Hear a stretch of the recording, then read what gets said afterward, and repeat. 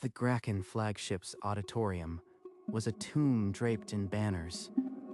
Rows of enslaved Lyrans sat motionless, their collars pulsing with dim green light as two humans walked onto the stage. Kira Chen's first note cut through the stillness, a clear, mournful alto. Behind her, Anthony Reyes' guitar followed, not the sterile chords the Empire demanded, but something raw and old. The strings hummed wrong. I felt the vibration crawling into the audience, biting at something buried. In the third row, a Lyran female named Elara shuddered. Her vacant eyes suddenly focused, and the collar at her throat sparked once, then went dark. Anthony, look, her collar just died. Don't stop playing.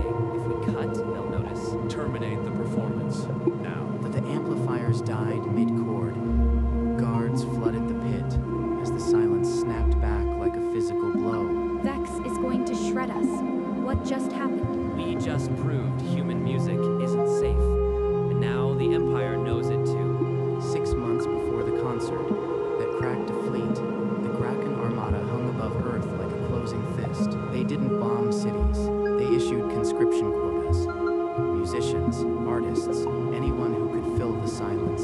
Standing in that processing line, guitar case in hand, I felt like a cow up for auction. They're branding us as Morale Corps. Sounds like a death sentence with a smile. Commander Vex addressed the conscripts in a sterile briefing room, his voice scraping like gravel. You will perform. You will pacify the slave crews. Your lives depend on their obedience.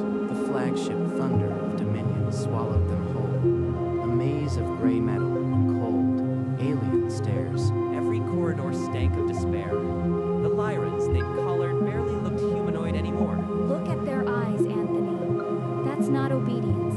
That's soul death. I will find a way out of this. Music can't just be a cage. Within days, rehearsals began. In a cramped gray room, a Lyran slave named Elara was assigned to carry their equipment and watch. Another collar, another pair of dead eyes, or so I assumed. He played an old blues riff, just warming up. The amp filled the room with a low, familiar hum. Elara's tail stiffened, her ears swiveled toward the sound, and for one breath, her eyes lost their glaze. That wasn't random. The collar didn't spark. She just reacted. Did you see that? Her tail moved, like she actually heard it. The door hissed open. Commander Vex filled the frame, yellow eyes scanning the room like a predator. You test my patience, humans. Every wrong note will be heard. He knows something. But Anthony, what if the music is doing something to them? Kira was right. The music might be a kill, but to what and at what cost? Vex had the auditorium empty. He stood on his balcony, glaring down at the two humans still on the stage. You almost caused a riot. Explain, now. We played the music you gave us. Nothing more. Then why did a collar fail? That flaw is unacceptable. This has never happened. Maybe the flaw isn't ours. Maybe your conditioning is weak. Weak. I built this fleet on obedience. You are playing with your lives. We're not playing, Commander. We're just trying to survive. You will perform again tomorrow. If I notice another malfunction, I'll cut you open to see what you're hiding. Vex swept from the balcony, his footsteps echoing like hammer blows. The auditorium fell silent, leaving only the humans and the ghost of their music. They'll kill us. But now we know the music is a weapon, and it's the only weapon we have. That night, they pulled Elara into a maintenance closet. Kira jammed the collar with a salvaged circuit jumper, and for the first time, the Lyran's voice rose clear. My name is Ilara. My people were enslaved through a neural cage. The collar feeds a suppression wave. Your music disrupted that signal. How? We weren't even trying. The frequency. Human music carries a resonance that physically clashes with the suppression wave. It's not magic, it's physics. A frequency we can replicate. If we find it, we can break the collars on purpose. She's right. The guitar solo. There was a moment the amp feedback spiked. That must be the key. Anthony replayed the concert's audio on a handheld scanner. sharp spike at 432 Hz hovered on the screen, the exact frequency that had cleared Elara's eyes. There's more. My species is telepathic. When my collar failed, I felt all the Lyrans on this ship. Broadcast that frequency, and you wake every slave in the fleet. Broadcast. Through the ship's intercom. That's suicide. Maybe, but it's a chance, and if we don't take it, Vex will turn us into a cautionary tale. That night, a new surveillance drone blinked to life in the rehearsal room. Vex's eye, no longer hidden, its red lens fixed on every string Anthony touched, every key Kira pressed. He's not trusting software anymore. That's his own trigger claw on the feed. Vex ordered a private concert for the flagship's senior Grakan staff, a test of loyalty under the Empire's cold gaze. One note, tuned to 432. Just a flicker. If they flinch, the music works on everyone. He slipped the tone into a slow ballad, barely a breath above the melody, but the room's atmosphere shifted. An officer near the front rubbed his temple hard, his scaled face pinched, as if a migraine had cracked behind his eye. Your human harmonies are grating, but effective enough.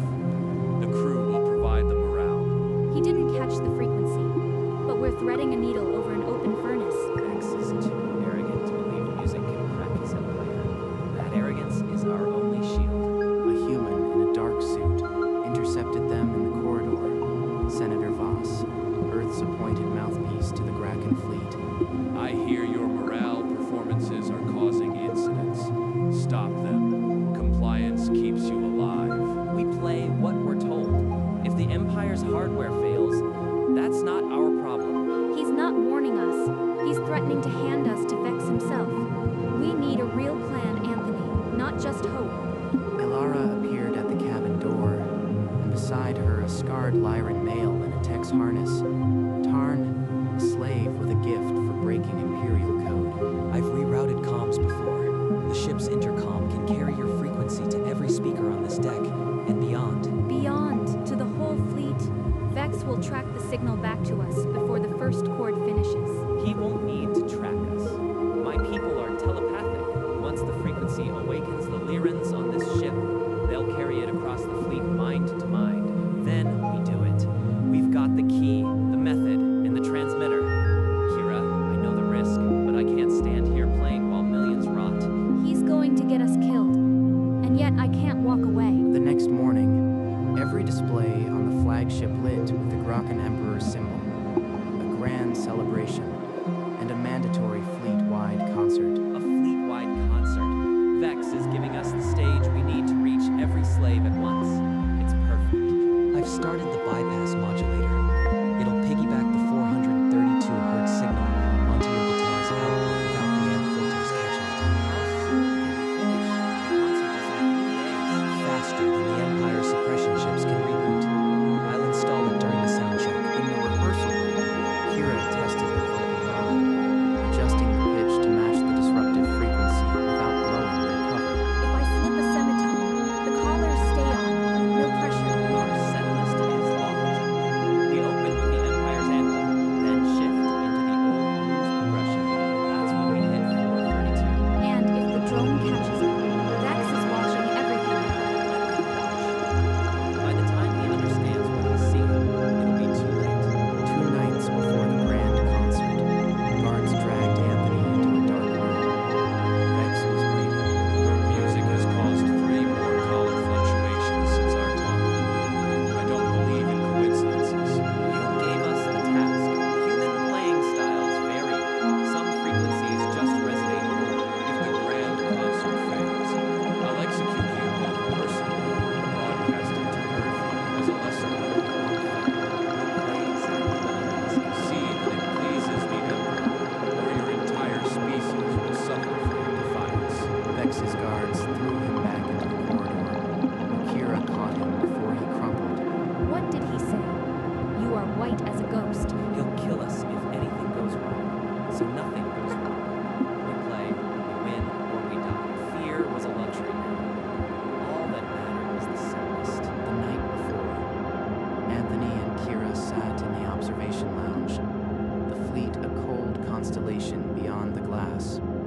If tomorrow goes wrong, Vex won't just kill us. He'll make an example of Earth. Kira, you don't have to be on that stage. I can do this alone. I am not leaving you, Anthony. The music is ours, so is the price. Before he could answer, a warmth touched their minds. Ilara's telepathic voice, soft but urgent. The Ilarans feel your resolve. They are listening. Play true, and we will all awaken. In the maintenance shaft, Tarn finished locking the bypass modulator into the guitar circuit. It's done. Your strings will speak in two voices now. Music and rebellion. Two voices. I'll sing the Empire's anthem, and then the truth. Tomorrow, every slave would hear. One way or another, the whole fleet would march home. The auditorium swelled to capacity, imperial banners hanging heavy overhead, the Emperor's rotating image staring down like a god. They're watching us like we're already dead. Just play. Kira's voice scaled the anthem's rigid notes, and then Anthony pushed the blues under it, a 432 hertz hum that rode the guitar line like a ghost. In the slave pit, collars flickered and died. Ilara rose, her collar sparking, and a telepathic wave swept through the Lyrans like fire through dry grass. End the transmission. Kill the feed before it spreads. The main speaker lines went dead, but the frequency had already burst through the flagship's deck. Every Lyran on board was free. Kira, It's okay. The flagship heard. That's a start. Guards swarmed the stage. Anthony's guitar was ripped from his hands, and a shock baton drove him to his knees. a start wasn't enough. The fleet still slept, and we were about to pay. They threw Anthony into the brig and bound his wrists to a cold metal frame. Hours passed before the door hissed again. I'll ask once, musician, how did you override the collars? You already know it's just music, an old blues trick. Vex pressed a silver device to Anthony's temple. White heat exploded behind his eyes. Don't break. The fleet still sleeps, and Kira's counting on me. Just as the pain peaked, a familiar green light cooled his mind. Alara's telepathic touch. Hold on, Anthony. The freed Lyrans are moving. We are coming for you. She's still free. The breakout is already rolling. Vex withdrew the device, snarling at the lack of answers. He left the cell with a promise of sharper tools. He has no idea. The real song hasn't even started. The flagship's lower decks exploded. Freed Lyrans, still wearing broken collars, poured into the corridors behind Tarn, taking the guards by surprise. The brig is 3 decks down. Move. They reached the brig, slicing through the energy bars with a stolen cutter. Tarn hauled Anthony out as Kira stumbled in behind him. Anthony, on your feet. We're going to the main communication hub, now. The guitar. Tarn, did you save my guitar? Got it. The bypass modulator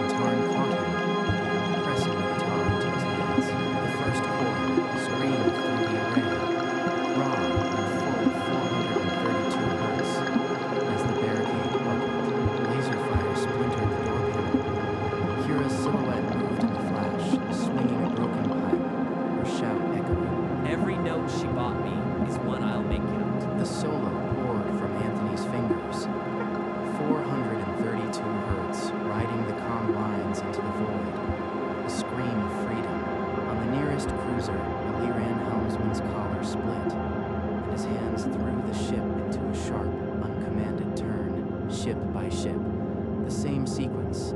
A flash of broken green, then engines flaring toward a safe load. The fleet hears you, Anthony. One chord, and they remember who they are.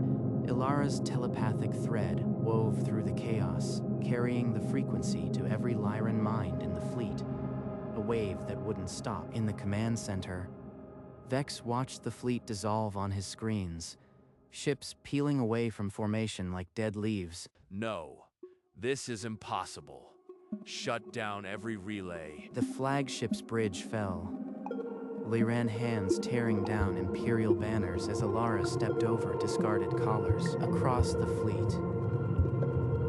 Every ship swung in a slow, synchronized arc, engines burning toward a single point, home. By the time the last chord faded, the Graken Armada no longer belonged to the Empire. On the flagship bridge, Ilara stood at the command station and ordered a full sweep. Vex had barricaded himself in the officer's wardroom. They found the Graken commander behind a collapsed table, his uniform torn, still clutching a dead console as if orders might somehow answer. You think you've won? You are vermin. The Empire will hunt you all. The hunt is over, Commander. Your fleet is ours. Anthony didn't wait for the sweep. He ran back through the smoke-choked corridors, still carrying the guitar, calling Kira's name. Kira, answer me. A weak cough answered from behind a collapsed support beam. Kira lay there, her shoulder burned, a broken pipe still in her hand. You took your time. The fleet, did it work? It worked. The whole fleet is turning. You did it, Kira. We paid for every light year. But she's alive. The reclaimed auditorium became a council chamber.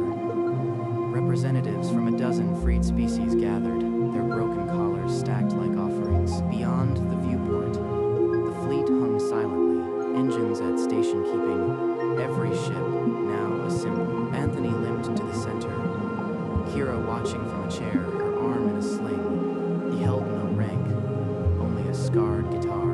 I am not a general. I am a musician who got lucky. The real power was always yours. The music just opened the door. Now you have to walk through it. Build something the Empire never could. The ships outside seems to pulse with quiet agreement, their engines warming as if the whole fleet had leaned in to listen. And we will. But we want you to know, wherever you go, you'll have a home among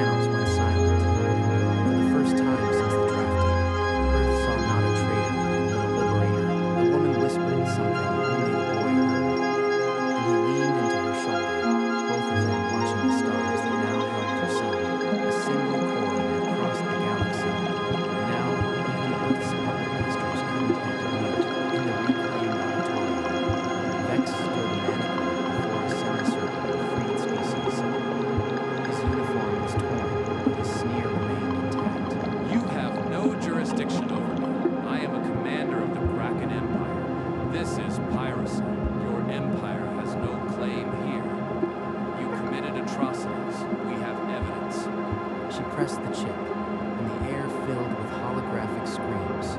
Lyran's suffering pulled directly from Vex's command logs.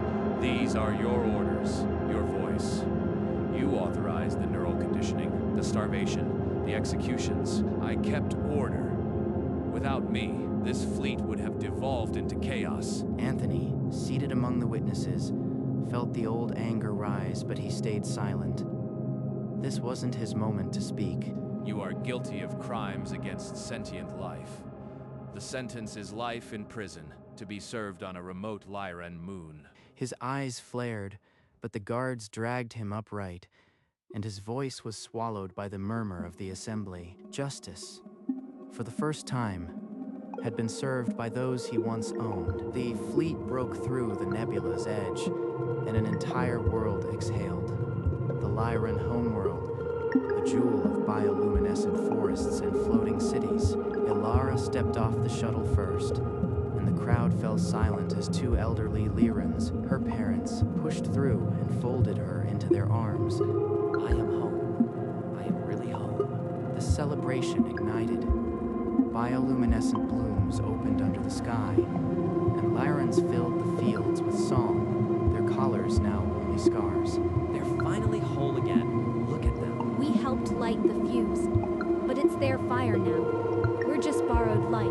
Lyran elders brought them a pendant carved from a resonance crystal, the same stone that had once powered their collars, now shaped into a symbol of harmony. It's heavier than the guitar.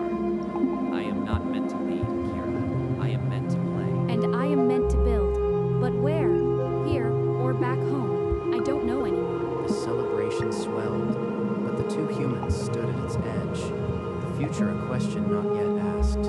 As dawn broke over the Lyran fields, Anthony found Kira at the edge of the landing field, the transport humming behind her. I am staying, Anthony. They need architects, not just musicians. I can help them build something that lasts. I knew you would. You've been building since the day you picked up that keyboard. He handed her the resonance crystal pendant, the same stone that once powered colors, now a symbol of harmony. You are really going back to Earth after everything? Someone has to remind them what music can do. Not as a hero, just a guy with a guitar who still believes a single chord can punch through walls. She laughed, a small wet sound, and touched her shoulder where the burn scar had healed into a pale star. The transport hummed. Anthony gripped his guitar case and turned toward the ramp. Play something when you get there. Something for me. One song for the whole planet. That's a promise. The transport set down without ceremony. Within a week, Anthony found himself on a